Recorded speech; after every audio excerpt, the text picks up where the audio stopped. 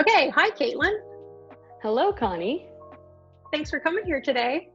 Thank you for having me. So, Kaitlin, can you tell me a little bit about yourself? I'm a recent University of Guelph graduate, where I spent my time there studying geography as well as playing on the women's hockey team, which I eventually worked my way up to being the captain of the team and finishing off with a national championship, which led me into a professional hockey opportunity in Budapest, Hungary, where I played for the KMH Budapest hockey team for the past year.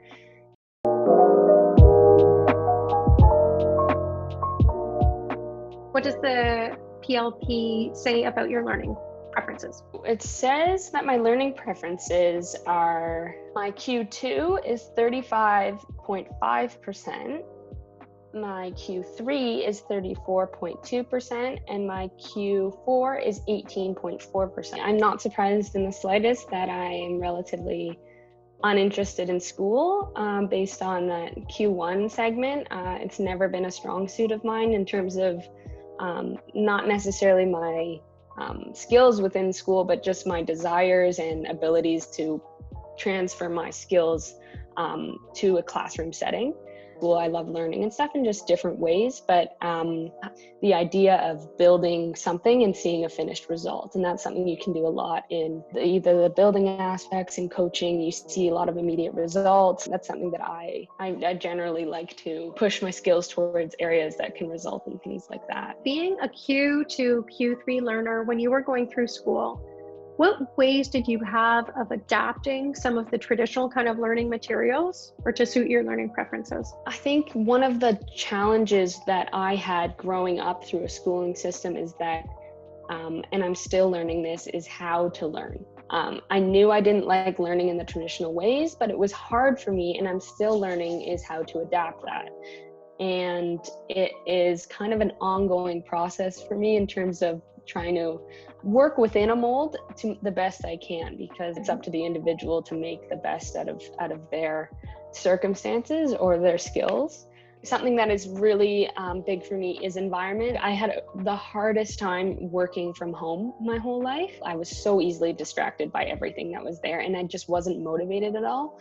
And then when I got to university and would spend time, like for example, in a library, it was really motivating to see people around me working.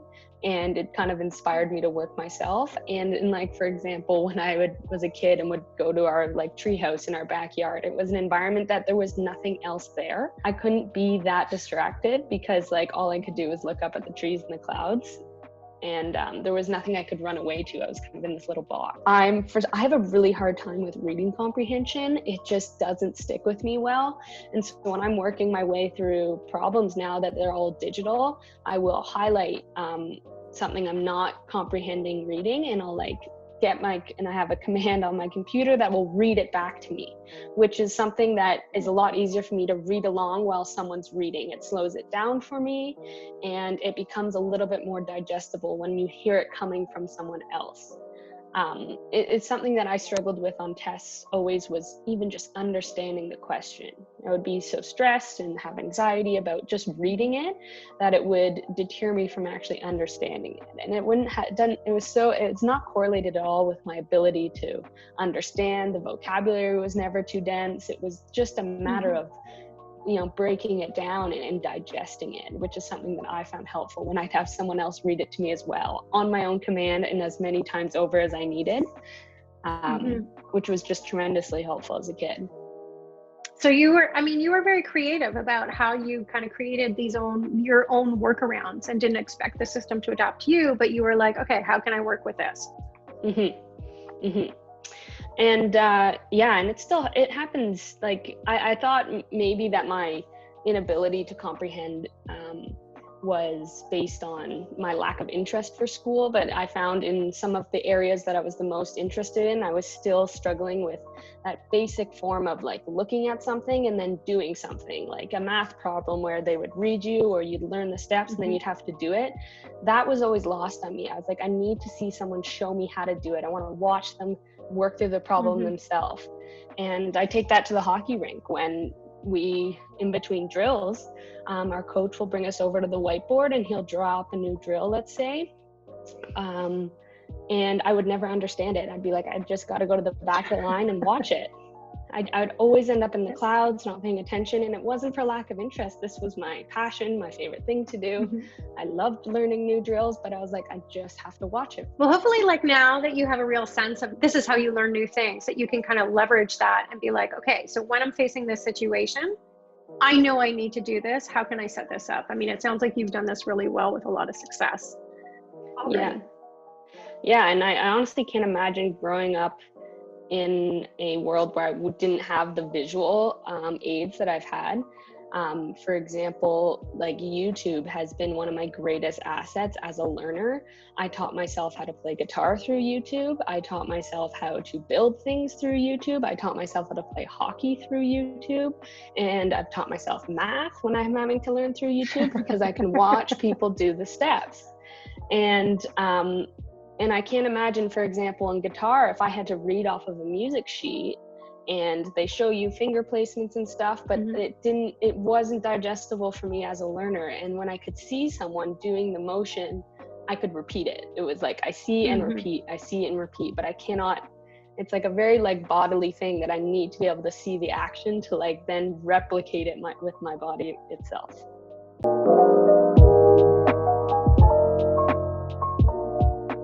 What do you think your greatest strengths are? Hands down, it's got to be teamwork. I'm not very good at doing things by myself, and I've learned over time how great the value of teamwork is. And if I had to pick a couple others, it would be communication. I like to talk things through. Like I've said before, I'm not great at reading and learning and comprehending in other ways. If I can talk something through, I absorb a lot more information and learn from people too. Maybe strategic thinking as well. It's something I do in hockey all the time. It is exceptionally important in order to be creative and innovate the game as you go. So those three are definitely something that I lean on heavily in my day-to-day life. Can you just elaborate a little bit on the strategic thinking? I don't think that maybe hockey players get enough credit for their strategic thinking. Did you learn to think more strategically as you took on more and more responsibility with the team? Yeah, I think so. And I think you can talk about strategic thinking in two ways. Being in live action when you're having to, innovate and think of a new way to whether break down another team's defense or innovate a new way to try and score a goal, because a lot of hockey is about systems and breaking down another team's systems in order for your system and your team to flourish in theirs. So that is like an immediate, like on the spot, you are strategically thinking throughout the game of new ways to innovate and try and find a way to score more goals on them and less on us. So that is something that you do inherently as an athlete. You think on the spot and you are constantly strategizing in new ways to outlast your opponent. In a team setting, it's also an ongoing thing, but it's a little bit more of a project. You have a team that's built with 25 players and 10 support staff, let's say, that is filled with different types of learners and different types of athletes and different types of skills and all sorts of different people that are juggling other things in life on top of those things. And in order to maximize the output of everyone on your team and all of your support staff, you have to constantly create a culture and team setting that will allow for each person to flourish their skills and create like a mechanical wheel that grinds without any effort. And doing so creates a lot of thinking of how to strategize and work within the skills that you have in front of you. A lot of it is chosen, but a lot of the players that you think you're picking and choosing you learn so much more about them as you go on and learning how to maximize their skills and make them the most useful. So both, they're two big different things, and they're both so important. I think teamwork is just one of the most overused terms in terms of understanding it. I think almost every person, whether when you start in a classroom when you're a kid, has heard the word teamwork, And people just understand it in a way that it's just a learned trait from when you're a child, and you do it in the classroom, you do it at home, you do it on the playground, and everyone seems to think they know what it is, but it's really a lot more complicated. It's a lot more complicated and a lot more challenging of a skill to develop than I think people give it credit for. And I think a lot of people think they're good at teamwork and not really understand the scope of what it entails to be good at teamwork. And through my experience as an athlete, I experienced tons of teamwork, and especially in a sport like hockey, there is no one player that can win you a game, win you a championship. It takes a lot of parts, just simply based on the amount. Only one player can play so much ice time without, needing a break. So no matter how good you are, you're the cliche, you're only as strong as your weakest link. And that is something where teamwork has always been important to me, because in order for me to be self-satisfied and winning and the team's success, whatever I was enjoying about the sports, I knew I needed teamwork. But as I've grown and learned a lot more about what teamwork is, it's so much more complicated than I initially had ever thought. At my university, when I was serving as a captain of my team, I was part of a leadership program which my university had developed, and had been taking a bunch of captains from various sports to combine their knowledge and try and input skills like teamwork, communication, leadership, and all things to try to make your team successful. And through that, I learned so much about myself as an athlete and as a leader, and how to be the best team worker. And what I really did learn as some of my most valuable skills is that teamwork is completely independent of the team. You have to be yourself really committed to the teamwork and in honing your skills.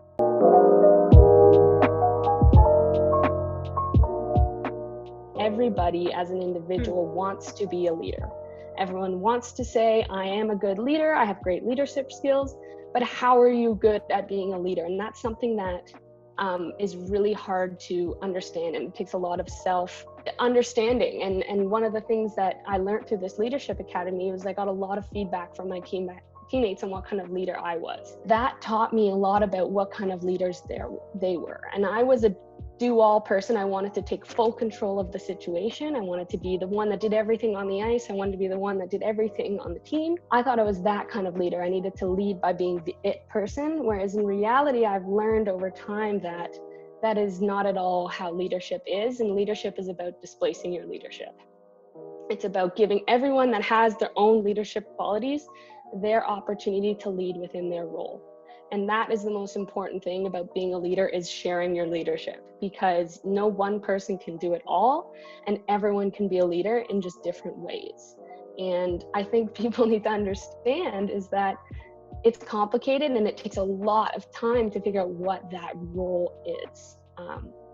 And it's not easy knowing what your role is in your company, in your work, in your school, in your social group. Like, what is your job in that setting is something that's really hard for people to really grasp. And I'm still grasping that every day in everything I do. But understanding it is an ongoing thing, and it's something just to have a nice keen eye to, an ear to thinking about what your role is in each setting you are in life, and how to contribute the best you can within your skills. In my experience and the students that I work with, there's a real understanding that leadership is control. Mm-hmm. Leadership is about like being the person who tells everybody else what to do. Yeah. And it's about the person with the big idea. And it's so hard to break that down and say, actually, that true leadership is about bringing people together. It's like empowering everyone around you to be the best at their given skill. And I think hockey is one of the most important lessons of there's no one person that has every skill, and there's a large difference between some levels of skill. There's some elite skill on every team, and there's some weaker links to every team. And some skills are just way more valuable and produce more in, let's say, a sports setting in terms of maybe scoring goals or putting up points. And that is a tangible skill that people see and everyone wants. Everyone wants to be that person. However, in order to create success, you have to have everyone, even if their skills are less tangible and less heroic, know that they are important to the overall goal. And that's something that I found really hard translating to my players and teammates, is that every role is important, and it's really hard to see that at times. Everyone wants more ice time and everyone wants more glory, and there's only so much that can be shared. And that team culture that you create with serving roles and living up to them is really important to your overall like individual happiness and well-being. Knowing that you're actually contributing to a greater project and helping move the wheel forward is really important for every individual to know that, whatever setting it might be. My university didn't have our leadership academy where we learned what leadership was until halfway through my university experience. And I was like, how is no one, like you have to talk about these things to understand what your role is and your impact within being a leader. Like it is so vast and like ununderstood, and like it just needs to be talked about more. And a lot of people have great teamwork skills and just don't know how to implement them because they don't feel like their role fits within a mold. And they have great ability to contribute to a team setting, but don't know how to put their foot in. Right? And it's something, it's just like you need to empower all different types of learners within teamwork, because teamwork is always such the classic leader, the classic successor, right? They will lead, they will deal with the whole team, and everyone else just follows behind. But that's not how it is at all. And it takes and it shouldn't have to take me going through 20 years of elite hockey to learn that, right? Like it doesn't need that. It should be something that's more discussed and taught to non-elite athletes, right? Like I had an extreme exposure to it, but I feel like that's not fair for your every individual.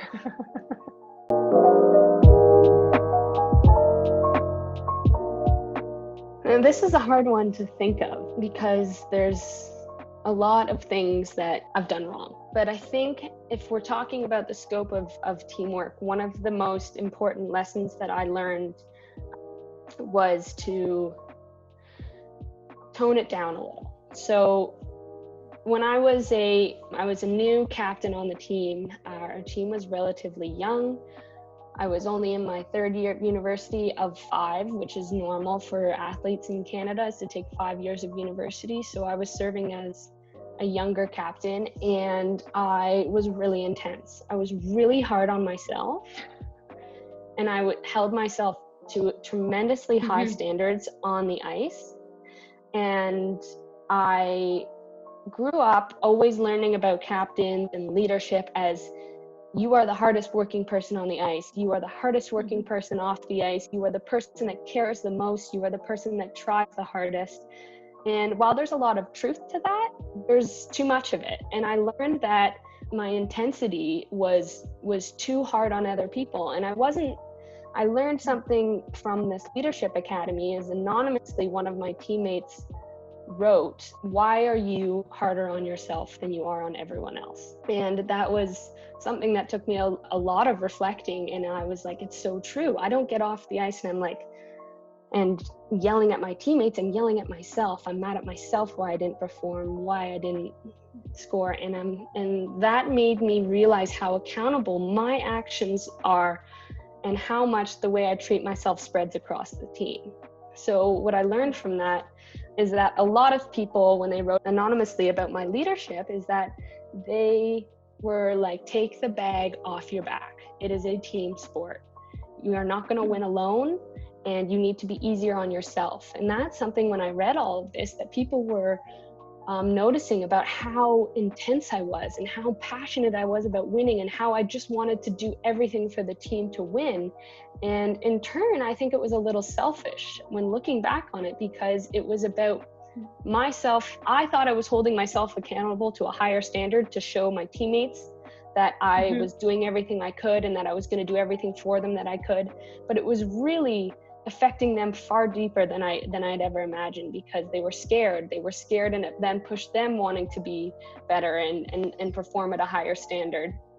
And I didn't really understand that just because I was talking to myself didn't mean that they didn't hear that message for them too. And that was something that in my final year and 5th year, after receiving a lot of feedback about displacing my job And if I show other people that they're just as capable themselves and hold people to a standard that I hold myself to, they will in turn be uplifted and be more motivated to score in a more calm environment. I stopped negatively talking to myself. And that's a very common thing in sports. Like, a lot of people come off of the ice, the field, the court, and kick themselves in the shins for something they didn't do.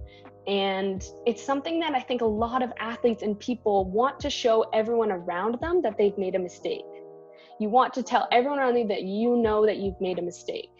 But in reality, everyone knows you've already made the mistake. You don't need to tell people again and again. And it's just a self-fulfilling thing. You're only doing that to fulfill your own guilt or like ridding yourself of your conscience. But in reality, it's just action. You need to go back out there and just get better and just try harder or do something to get that off your mind. And what that did for me is I calmed down a lot. I put a smile on my face a lot more while we were in the games, and I pepped people up, and I just did the best that I could, and I wasn't going to outwardly kick myself in the shins after every mistake. And the environment on our team became, with the aid of a lot of my other captains, mind you, I think a lot of people that hold themselves to a high standard do this a lot. And collectively, the people on my team that were doing this, we all decided to just take a little bit of a chill pill and take a step back. And that internally helped relax the whole team and just do what they're good at doing and not be worried about making a mistake. And I never wanted people to be worried about making a mistake, but my actions caused that fear inside of people. And in turn, it just allowed people to relax a lot more, take the pressure off. And we talk about it. We ended up going on to win a national championship, and we talked about it in a way that we were so calm the entire time we were on our journey to winning a national championship. From the moment playoffs started, we were calm, and everyone was loose, and everyone was enjoying themselves. And when we all stopped killing ourselves for our misfortunes, then it got a lot easier for the team. And it was such an incredible experience to watch that feedback and us change our ways as leaders on the team and to see results. And it was a really rewarding experience to understand that the way you treat yourself and the way you lead as an individual is so impactful on everyone around you. One thing that was just the most visible for me as a leader is to me and my fellow leaders to take a step back ourselves and watch the team lead itself. Because when you create a good leadership environment in which you work hard at your leadership, you realize that you have to share it and you have to give it to others, and you have to give other people opportunity.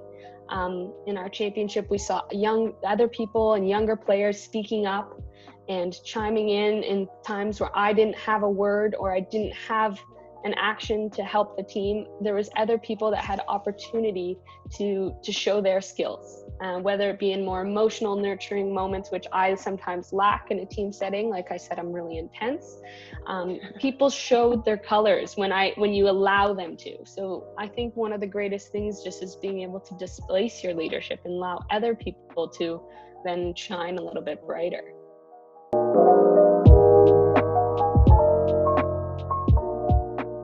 I think one of my biggest challenges is like we discussed earlier, is that I struggled with school and academics and feeling motivated. I always felt that my peers were much brighter than me in terms of a school setting book smarts. I didn't feel like I was intellectually inadequate socially. I felt like I was very on par with them, but in the classroom, I always felt very below. And I think that's a lot of just, when you're a kid, you're going through a lot and you're learning a lot about yourself.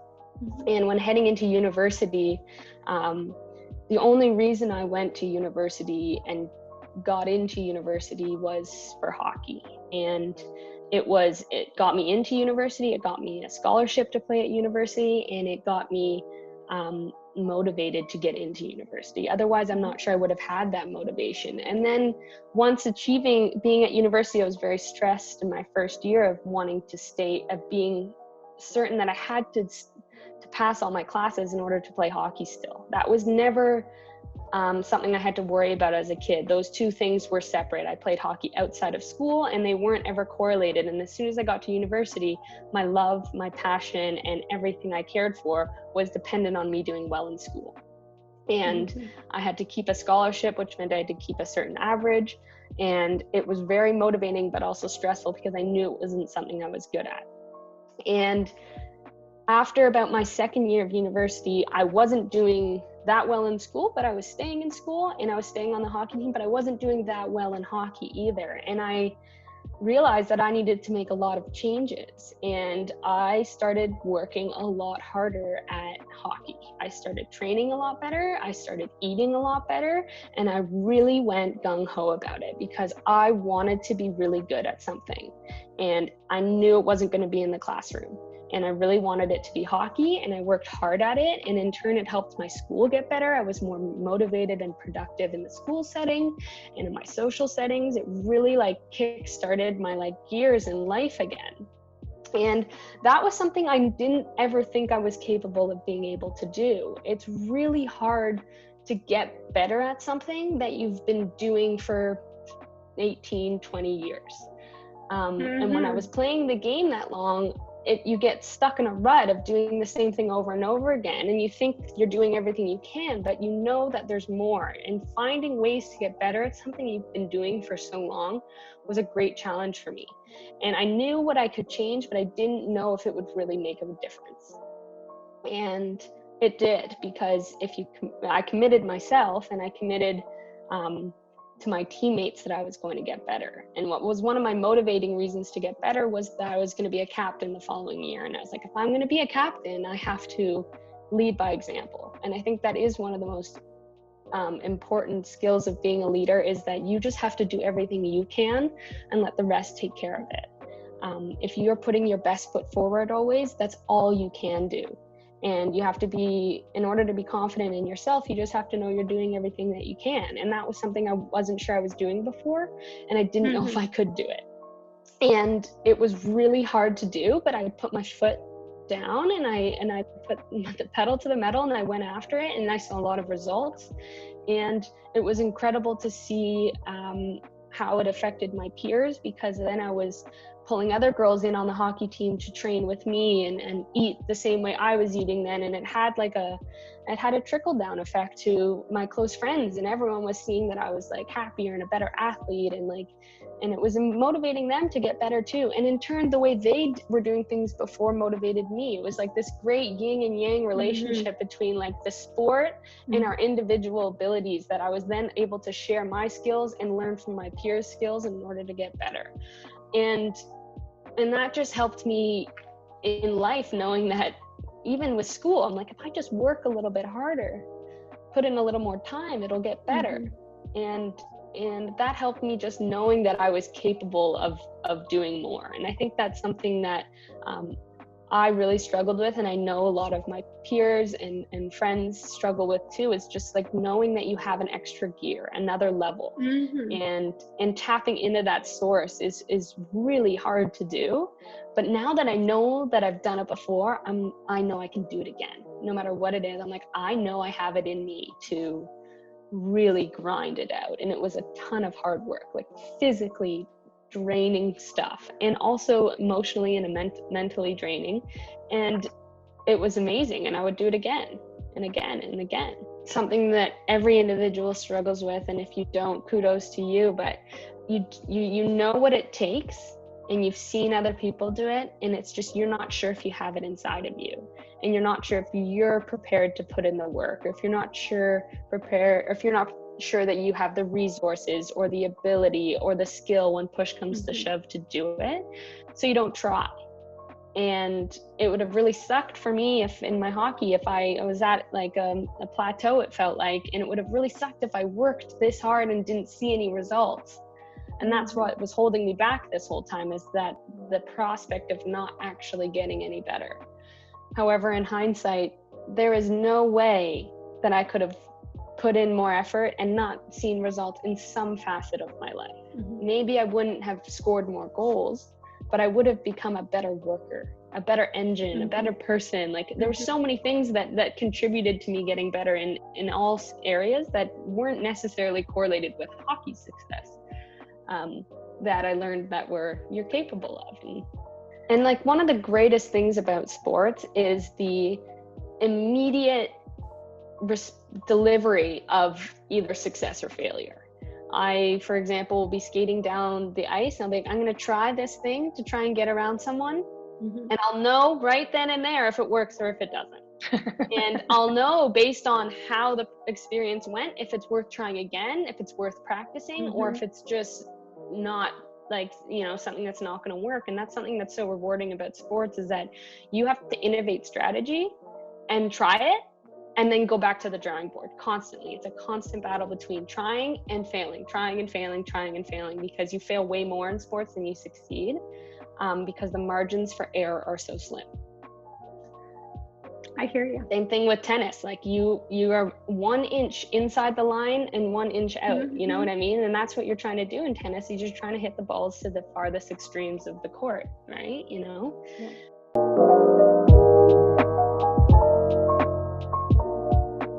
Do you have 3 concrete tips that you can give to somebody watching, where it's like, here are 3 things that I think that you could do to try to build skills in this area? I think number 1 would be having a role and knowing it, defining your place within an environment, whether it be a work setting, team setting, any group culture, knowing your role within it. And a role might include, what are your skills? What are you good at? And how does it contribute to the overall goal? And if you and someone else have the same skills, you have to innovate your skill to make yourself unique and make your role special within the group. And that way, your roles won't clash. You won't feel as envious of your peers, or you won't be climbing a constant ladder of trying to get better. Just be good at your exact role and trust that it will contribute to an overall team success. And if everyone has this idea of contributing to their role and understanding it, is really important. I think it's really important too that you as an individual should do some self learning and about what your role might be, but it's also, you need to ask people what you think your skills are, what you think your role is within the team. And by doing that, you get a better scope of why you're needed. And sometimes your vision and other people's vision is totally different, and it's important to collaborate in that way. Number 2 would be that everyone has leadership abilities. Everyone possesses characteristics that make them a leader and make them hands-on. And in order to contribute to team success, you have to displace leadership. And by displacing leadership, I mean sharing your skills. And if someone else is good at something or better than you, let them take the wheel on that.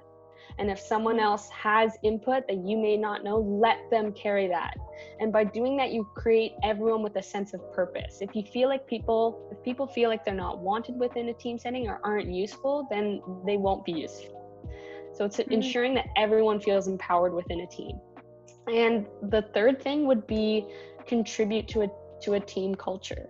Create a vision as a group. Create something that you're working towards, something you can go out and get, something you want as a group, and collectively work towards that. It is so much easier in a team setting to achieve something that everyone wants together.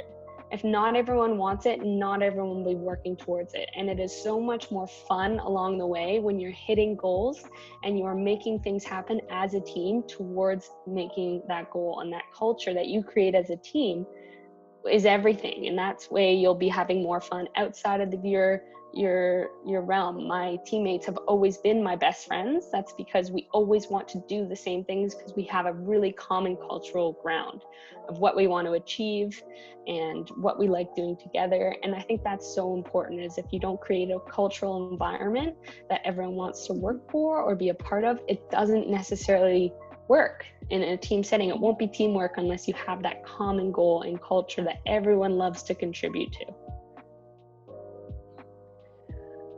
Thank you, Kaitlin, for all of that insight. This has given us so much to think about, and I really appreciate hearing your unique perspective on all these skills.